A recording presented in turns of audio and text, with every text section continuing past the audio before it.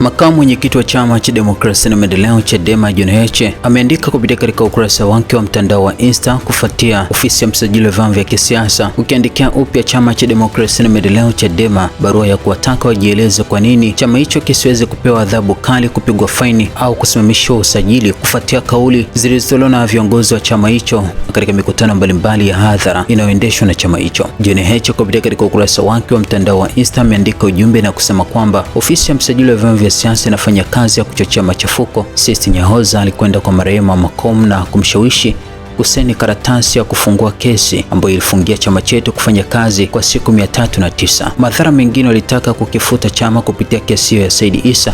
Kwa uwezo wa Mungu tumeshinda.